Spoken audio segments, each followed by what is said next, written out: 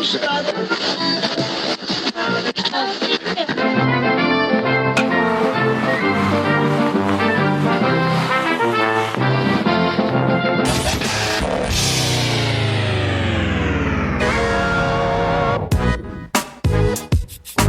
back to another episode, another season of Sean and Ed's Do Baseball. I'm Sean. And I'm Ed. And we are bringing you baseball history. That's right, we're a bi-weekly baseball history podcast where the story catcher doesn't know what the story pitcher is out towing the rubber, throwing them. And it's opening day. It is opening day. You're getting it's the a start. bit early. We're a month out from spring training, or pitchers and catchers reporting, but we're reporting today. That's right. We've had some time off. And we're back. I think this is technically, Edsy, season 7. I know you're going to talk about that a little bit. But we started this out, just doing... we tried to do a Blue Jays podcast, and it just didn't... We were not as good as... We just weren't good at it. So No. But what we are We're not good very at, insightful. Yeah. But we kept reading about all these baseball players, and we got very excited to tell each other. And then we realized, we're like, hey, you know what? It's been done, but we're going to do it 100% baseball. And here we are, like 6-7 years later. Here we are in our niche. Yeah. So thank you so much for listening, wherever you're listening, however you're listening. Give us a follow, give us a review, give us a rating. We're on social media at Doing Baseball or at Doing.Baseball. And Edsy, I think we got to give a shout out, not a shout out, a rest in peace to a great man, who passed during our hiatus here. Somebody we covered in episode 19, I think our second season. Yeah. And that is one Lenny Randle. Yeah, rest in peace to Mr. Randle there. One of the, he exemplifies exactly what we're trying to do on this podcast. He's one of the most interesting people of baseball history. I'm pretty sure when he was alive that whenever he drank beer, he drank Dos Equis. Oh, so absolutely. And whenever we drink beer, we drink Two Loons, of course, as well, which is our sponsor once again for another season. Very excited.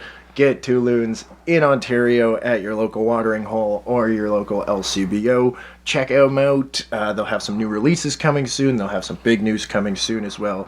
TwoLoonsBrewing.com. And as always, please be of legal drinking age and, of course, enjoy responsibly. So go check out the Lenny Randle episode 19. As Edsy said, one of the reasons why we do this podcast is because of people like that may not have been known as well, and we feel that, you didn't have to be a Hall of Famer in order to have your biography done. No, and I certainly didn't know about Lenny Randle before we started doing this podcast, but he's someone that I will never forget now. Absolutely. So rest in peace, Mr. Randle. Edsy, you ready for the first pitch? I'm ready to throw out my first pitch of season 7, I believe we said this is, if we're going to get technical here. Sure. Let's call this one a knuckleball. This one's a knuckleball, Sean. We're gonna go back and forth, up and down, all over the place. It's gonna jump around in the timeline a little bit like a Tarantino movie. Great. So, are you ready to get started, I guess? Yeah. Texting with Josh Tolley right now. Okay. Trying to figure out how to catch this. Okay, well, Sean, this story is a wild one. I stumbled upon it actually while researching a different story that I was inspired to start by a character that came up in one of your previous episodes, actually, on this podcast. Okay. And when I discovered it, it felt to me like there was no better choice to start season 7 of Sean and Ed's Do Baseball, because, as we'll get to it here in a minute, 7 is a lucky number. Mm-hmm. Okay? So before we get going here, I just want to say that I used a few different sources for this story, and one was a great coverage by David Esanaski on sportspressnw.com. NW, I assume, is for Northwest. And, of course, the Sabre bio on this man, which was written by Andy Sturgill at sabre.org. And to tease the tale a little bit, I'd like to begin, if I may, by reading the first paragraph directly from Andy's article. Sure. Quote, "The story is the type of tale that would be rejected by Hollywood producers and major publishers if you were to make it up. The odds are too long, the events too improbable, the luck a little too good. The fact that a man born in the 1920s lived to be 85 is not all that unlikely, but the fact that this particular man born in the 1920s lived to be even 23 years old is remarkable. Damn. Okay? I think you could say that depending on what part of the 1920s you were born in. That's true, yeah. That's true. If you were a Russian born in 1922, it is remarkable if you made it to 23. Yes, that's true. And it is remarkable regardless of... So sounds like he gets into some dangerous shit. He does get into several dangerous situations, but I'm not going to give away too much right now. Okay. We're just going to start here by saying February 25th, 1924, Jack Wayne Lohrke was born. Never heard of him. Never heard of this guy. I was about to ask you. Okay. Jack was the middle child of 3 sons born to John and Marguerite Lohrke, who were residents of Los Angeles, California. And John put food on the table with his work at a global construction and engineering firm called the Fluor Corporation. The Lohrkes had no idea that their second son would become known as the luckiest man in baseball history. Damn. You'll see why shortly. So his name again? Jack Wayne Lohrke. Jack Lohrke. Jack Lohrke. Okay. And what year was he born? Just 1924. 1924. Okay, Jack. Okay. I wasn't able to find any information on his early days in school, but as a teenager, Lohrke attended Southgate High School, which is part of the Los Angeles School District, and he was a standout middle infielder for his high school baseball squad. He graduated from Southgate in 1942, and his skills on the field earned him his first professional contract with the Double-A San Diego Padres of the Pacific Coast League at the age of 18. Okay. Lohrke was given a 7-game tryout in which he went 2 for 17, and so the Padres figured that Lohrke needed some more time to develop his skills, so he was shipped off to Idaho to play with the Class C Twin Falls Cowboys of the Pioneer League. Okay. So it's like you're playing close to home. You're like, and then it's just off to Idaho. Yeah, go up into the mountains, bud, you know? Develop. Yeah, develop up there. So up there, he hit .271 in 105 games at third base and was named the team most valuable player. Okay. As an added bonus, one of his Twin Falls teammates had a beautiful sister named Marie. I'm sure he was happy about this. Yes. The two began a courtship, and a few years later, the two were married in 1948, to be exact. Okay. Okay. Which is so he's pretty lucky so far, right? I mean, kind of. I was going to say 2 for 17 to start your career is not lucky, but yes. Well, he did win the MVP, and he got himself a wife. Well, yeah. So being sent to Idaho gets him. Yeah. All right. Nets him a family. Okay. Yeah, so right. Maybe he was lucky to go 2 for 17 with the Padres. Yes. So Lucky eventually became Lohrke's nickname, but the events that happened to Jack over the next few years will lead one to debate whether the nickname he earned was apt or ironic. Okay. Perhaps it was both. Okay? Deep. But before I give you the full explanation of this debatably ironic and fitting nickname, let's skip ahead 4 years for dramatic effect. Yeah.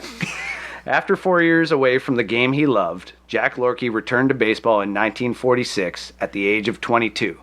And with enough life experience and close calls behind him to last several lifetimes, Lohrke returned to San Diego and hit .303 with 8 home runs in 92 games as a shortstop for the Padres. Sick.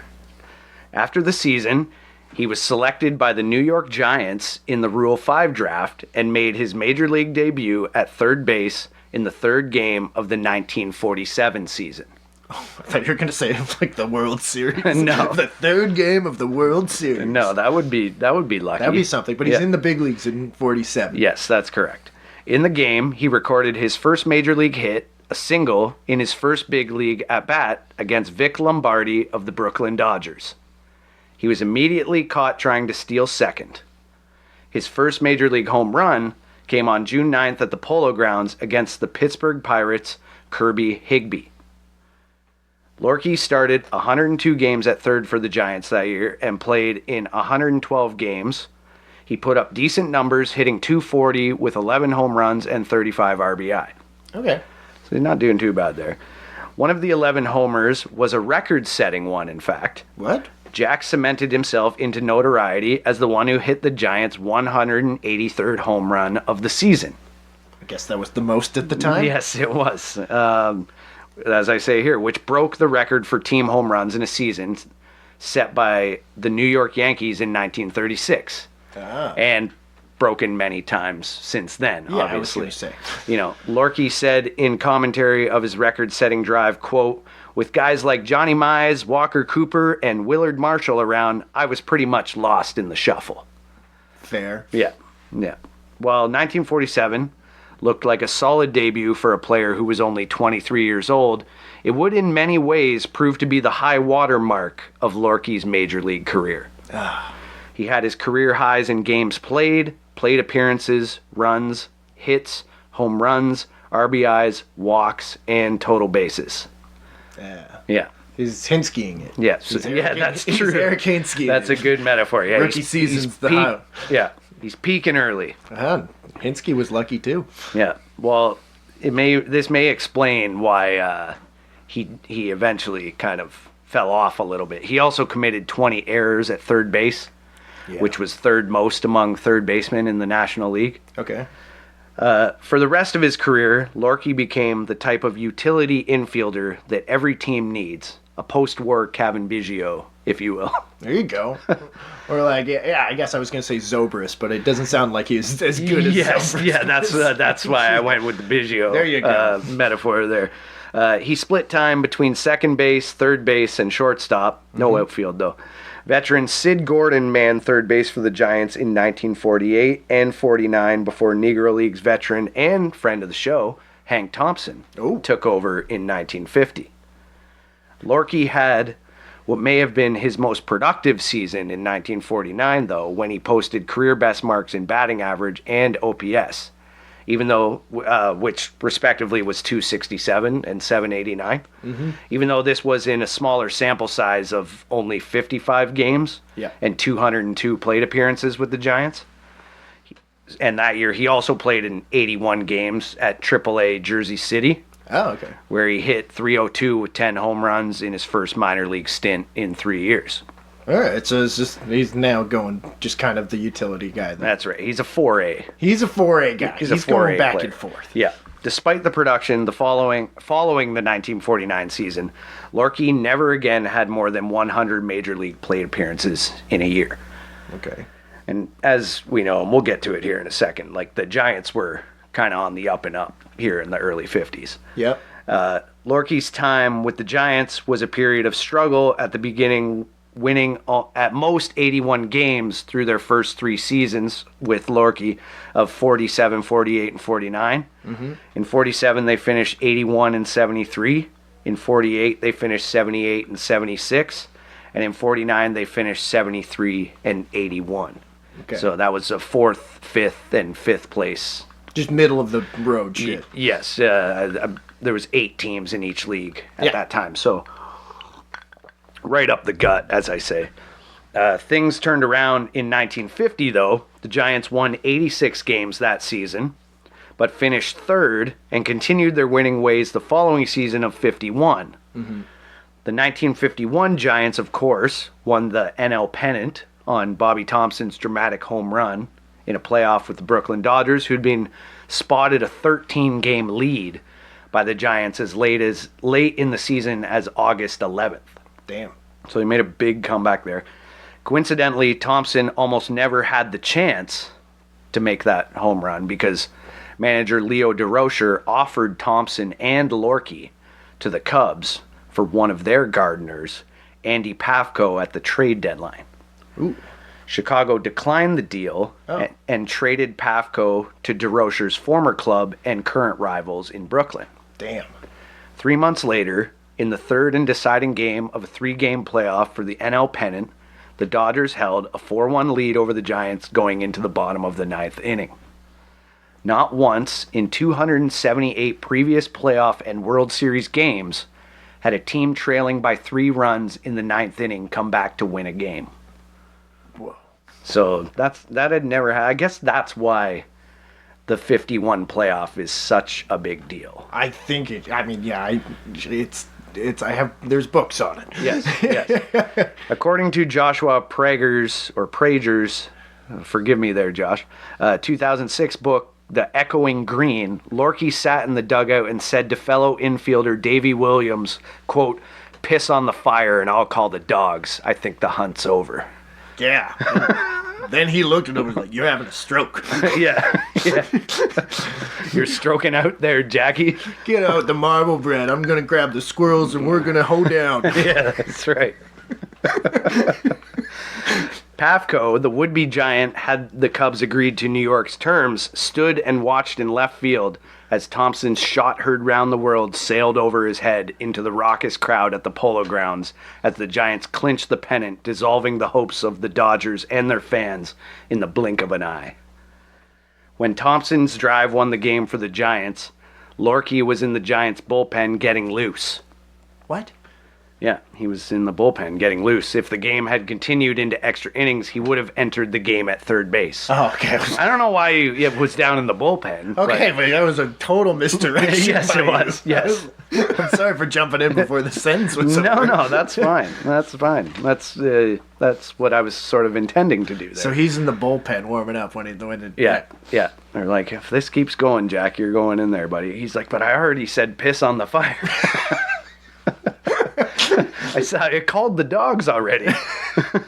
It's over. Yeah. So Lohrke went 0 for 2 as a pinch hitter in games 4 and 5 of the World Series after that playoff, which the Giants lost to the Yankees in 6 games. Yeah. 2 months after the World Series, he was traded to the Philadelphia Phillies for minor leaguer Jake Schmidt. Okay. So he's up in Philly now.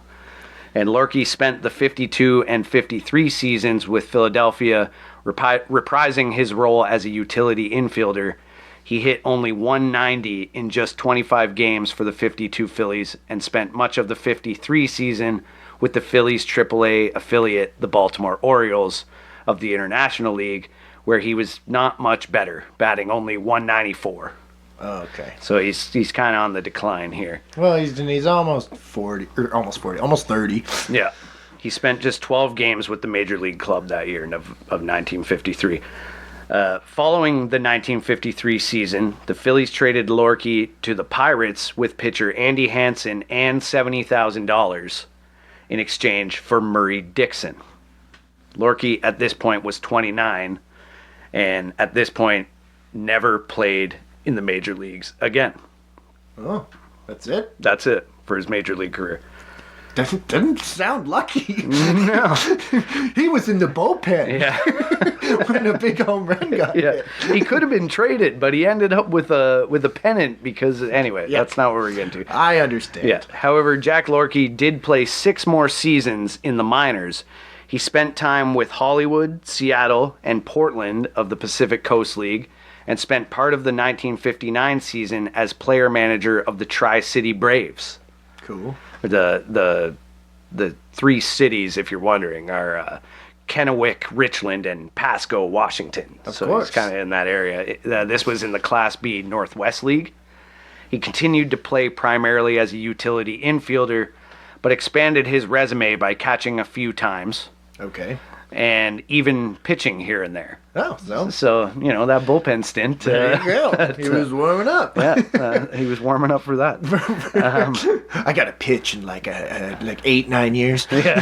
Can I go warm up in the bullpen, coach? Got to warm up now. I'm not very good. Lohrke made 25 pitching appearances, 24 of them in relief. Damn. In his last 6 seasons in the minors, and he posted a respectable 2.35 ERA in 53 and a third innings. That's way better than I expected. Yeah, so I would take back what we said a minute ago. Sure. And that, my friends, is the story of Jack Lohrke's later baseball career. Okay. But if you'll allow me to Tarantino this story up a bit, I think we're jumping back. Let's rewind to the true reason Jack has become a tale of oddball baseball history. Oh my God. Okay. So, as I mentioned, it wasn't because of his playing days that I was inspired to tell this story of the life of our dear Jack Lohrke. It was because before his career really took off, Lohrke became one of the greatest cheaters in baseball history. What? perhaps in history altogether. But he wasn't cheating in his marriage or on the ball diamond. He was cheating death. You're throwing me through. I know. loops here with I your am crazy jumping all over the narration. place. Yes. All right. So the United States had been fully involved in World War II since Franklin Delano Roosevelt had declared war on Japan following the attacks on Pearl Harbor on December 7th, 1941. I mean, technically Congress did it, but he asked them to. Right. Yeah, okay. History guy. Yeah, let's get Yeah, yeah. it's a history podcast. Yeah, but that's yeah, right. That's right. I'm You know. jumping on that one for you. Okay, thank you for clarifying. And unfortunately for Lohrke, he was 22 years old at the time, Okay. the prime age for a soldier. 100%. Jack enlisted in the draft and joined the Army's 35th Infantry Division. The fact that he ever played baseball again is amazing in itself because his first escape from the clutches of the Grim Reaper came in 1943. Lohrke was traveling on a troop transport train that crashed and derailed. Fuck. 3 on board were killed, and many more were burned and injured in the ensuing fire. Okay. However, Jack, as Robert Weintraub put it in his 2013 book, The Victory Season, The End of World War II and the Birth of Baseball's Golden Age, he emerged without a scratch, Lucky. which is Death Defiance number 1. As I mentioned, Lohrke served in the 35th Infantry and was among the ground forces in the European theater. He fought in the Allied invasion at Normandy in the summer of 1944, and at the end of the year in the Battle of the Bulge, which were 2 of the most famous battles of the war. Yeah. During these horrific battles, there were immense losses of life on both sides of the fighting, and 4 times a soldier next to Lohrke was killed. Shit. But he himself once again came away from these horrible conflicts unscathed, at least physically. Yeah. I'm sure he had some mental. Don't things to deal stand with. next to me. Yeah, exactly. He sat by himself in the dugout. No one could explain why. Oh, God. Terrible. Yeah, But yes. that's not funny to laugh at. But so count those 4 deaths and the train ride as the first 5 times that Lohrke avoided an early demise. Mm-hmm. He was given an honorable discharge and received the American Campaign Medal, the European African Middle Eastern Campaign Medal, and the Victory Medal. But these accolades didn't stop Jack's brushes with death, though, and it wasn't long before Jack had his 6th dance with the devil. Damn. When he eventually did make it back to the United States in 1945, he was awaiting transport home and was scheduled to fly from Camp Kilmer in New Jersey back to Los Angeles on a military transport plane. Lohrke was bumped from the flight at the last minute in favor of a higher-ranking officer, leaving him to wait for another plane. I don't know who that was, but Jack described the officer in the LA Times back in 1990 as, quote, some big shot. Yep. Yeah. So Lohrke was obviously disappointed by the circumstances and that he had to wait a little bit longer to go back home, and he was a little angered. He told Sports Illustrated writer Norm Thimright in 1994 for his article, Oh Lucky Man, that despite fighting in Europe, he had never been on a plane before. That's wild. Yeah, I guess they must have sent them over on a ship. Well, yeah, I guess. no, you would have been almost 100% ships at that point, but That's true, yeah. I know there probably was cross transatlantic flights, I think, by that time, but at the same point, it's better just put everybody on a boat. Yeah, yeah. Once again, luckily for Jack Lohrke and tragically for everyone on board the plane on which Lohrke was to take his first flight, it crashed, killing everybody on board. I saw that coming. Yeah. I mean, I kind of led you right to it. So. Well, yeah. Yeah. A big shot ain't no big shot. Yeah. I'm sad he was a person. Yes, yes. Even after the war, Lohrke was not quite finished dodging literal and figurative bullets, as Andy Sturgill put it in his account of Lohrke's life at Sabre.org. As mentioned earlier, in 1946, Jack returned to professional baseball. He picked up his career again with the Spokane Indians of the Class B Western International League. Okay. So he's back on American soil and back playing baseball. Sure. In late June, Lohrke was hitting .345 and found himself as the the Western International League's leading batter after the games of June 23rd and 46.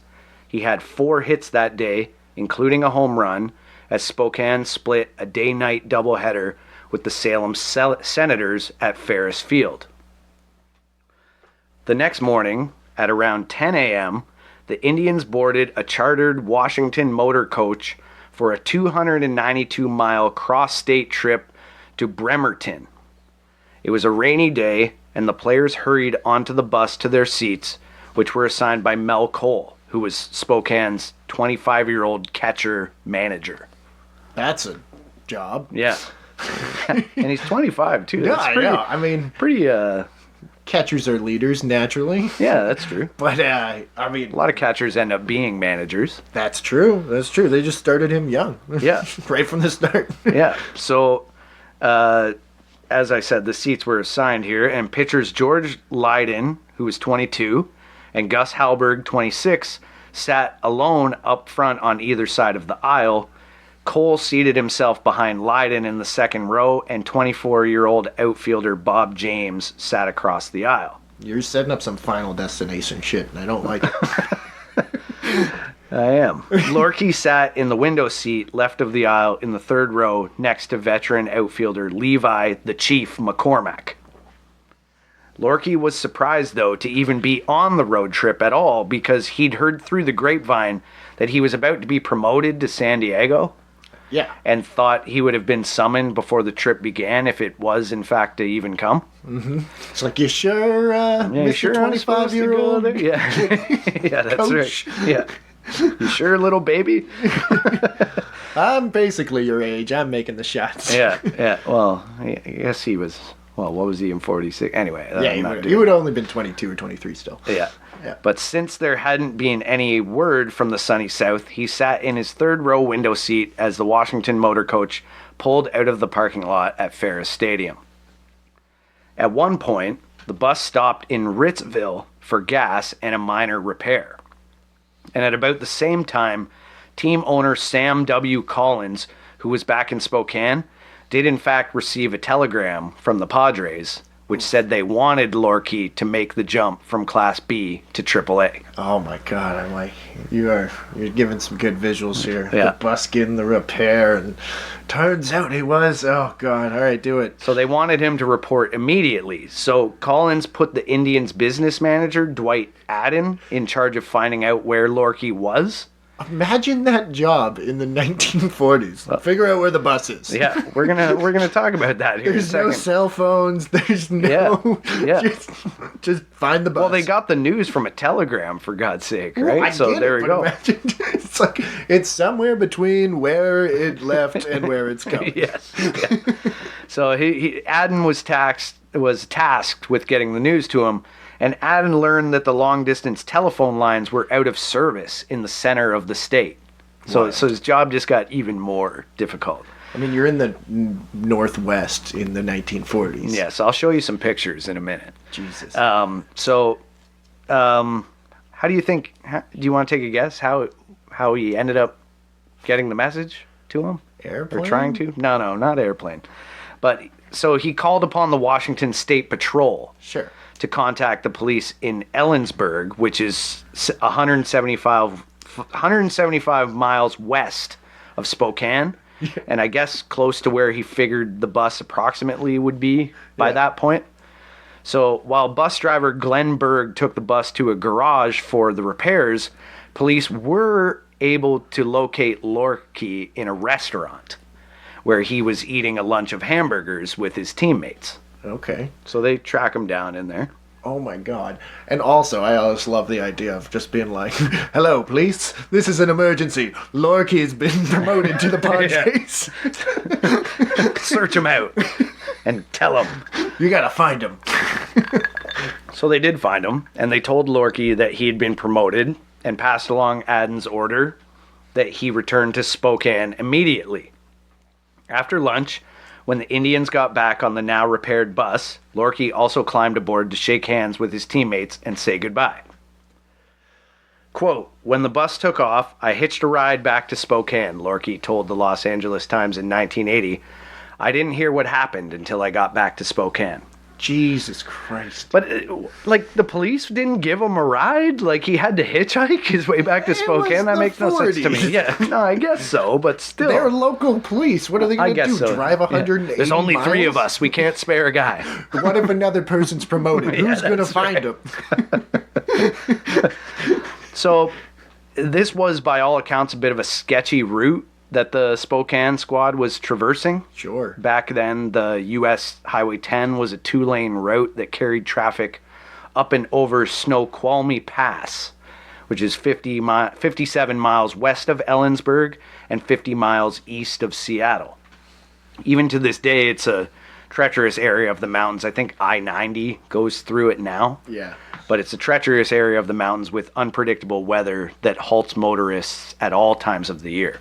Yeah. It was getting to dusk, and the rain fell steadily as the bus chugged towards the summit. I'll just quickly show you a picture here. This is what it looked like in the 40s. So it's a very small road that clings to the edge of the mountain. Yeah.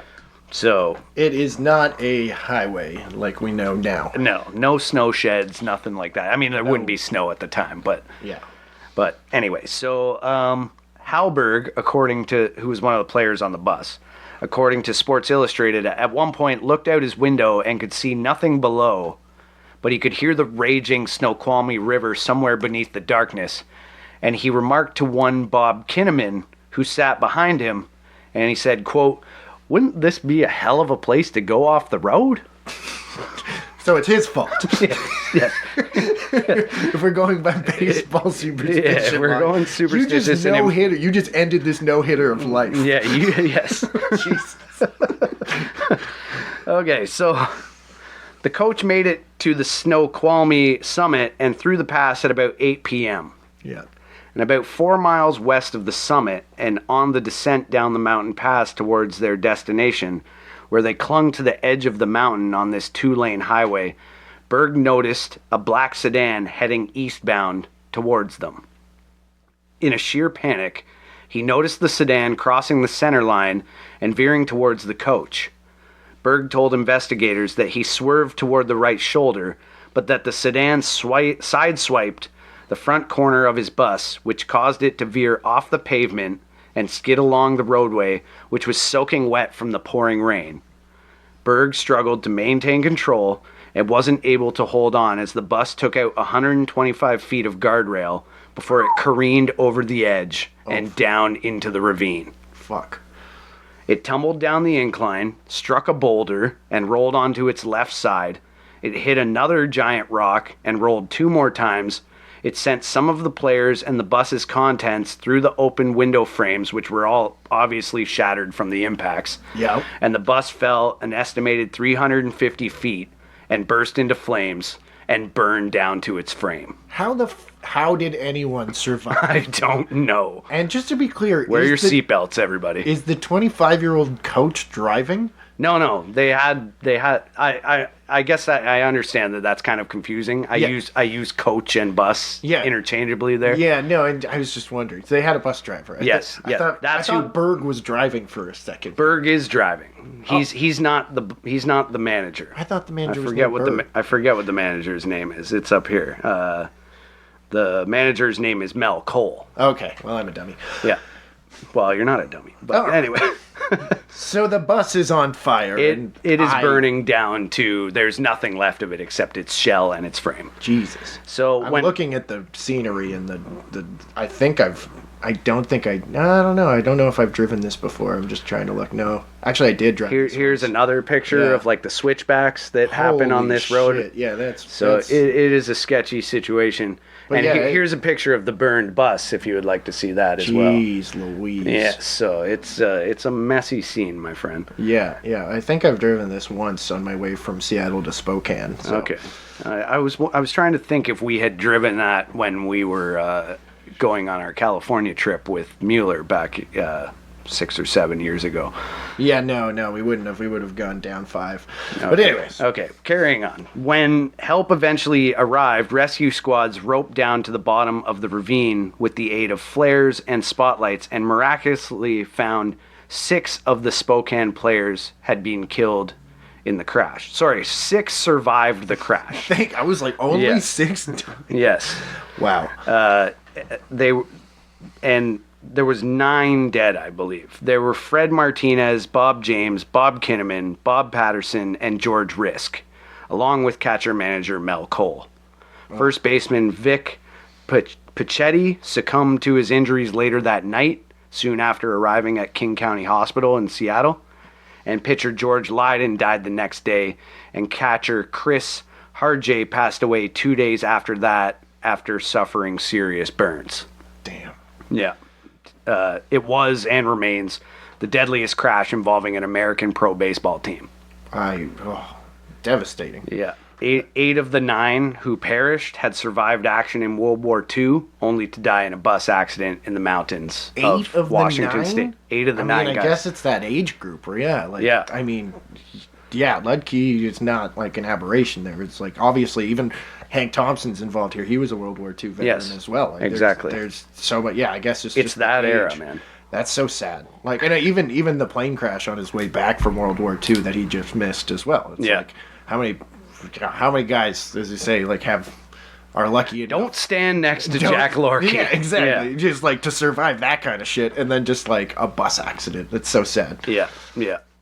6 of the Indians players and the driver Berg survived the ordeal, but all suffered serious injuries. I would have. Yeah. Some of them had lengthy hospital stays, as one could imagine, and only a few ever played baseball again, and those who did obviously didn't play for long. Yeah.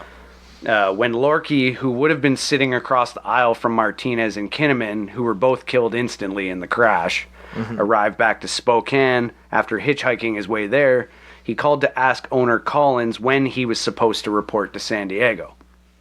Collins informed Jack about the accident, and Lohrke immediately wired his parents in L.A.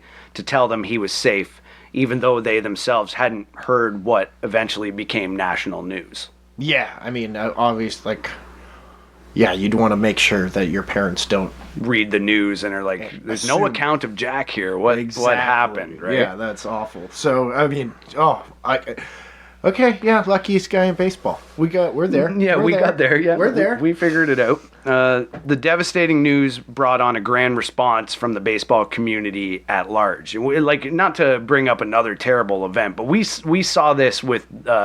We're in Canada here, so hockey is like what baseball is down in the States. Yeah, and we saw this with the tragedy of the Humboldt Broncos back in 2018. Yeah, bus crash. Yeah. Anyway, moving on there. But yeah, you see the response, like, right? It's like the whole baseball community, just like the whole hockey community. It's brings people together in this. So there was essentially like the 1950s version of like a GoFundMe, or a 1940s version of like GoFundMe. Yes.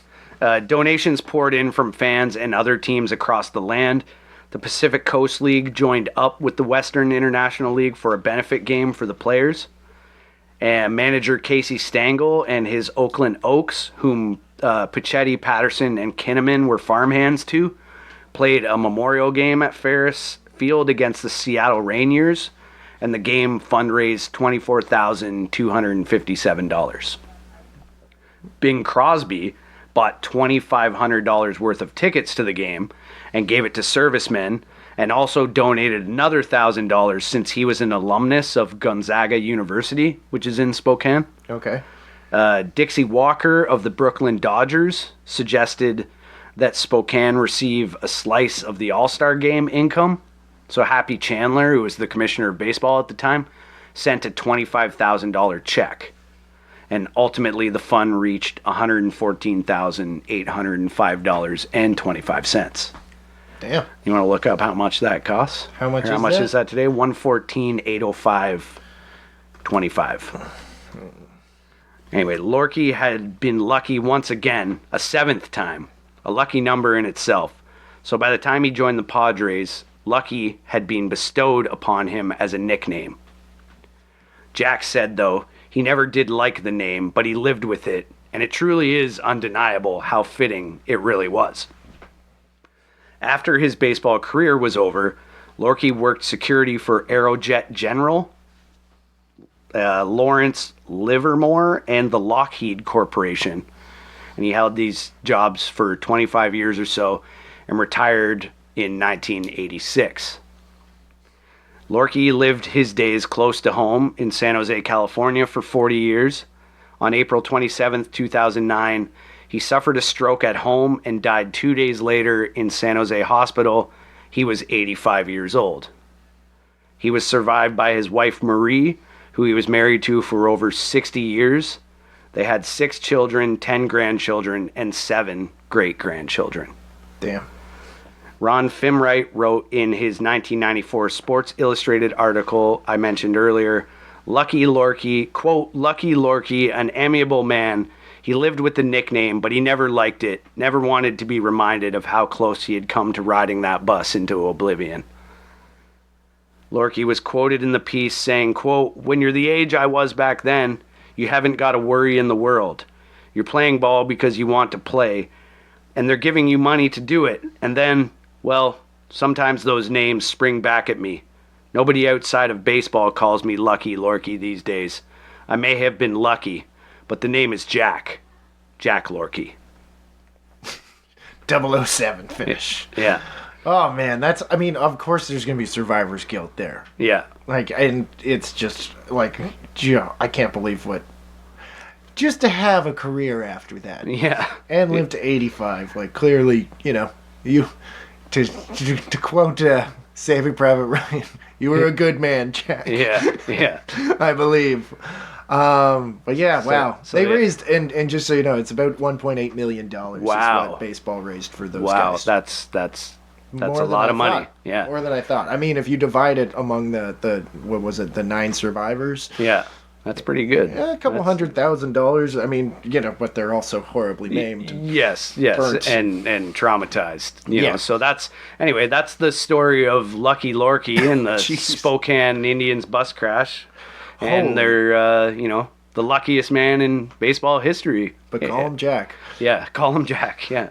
Fuck. Okay. Well, that was a good start to the season. I recall reading about the bus crash at one point or another, whether it's from some baseball history accounts I follow or just in passing, but didn't know about Mr. Lohrke here, and good for him.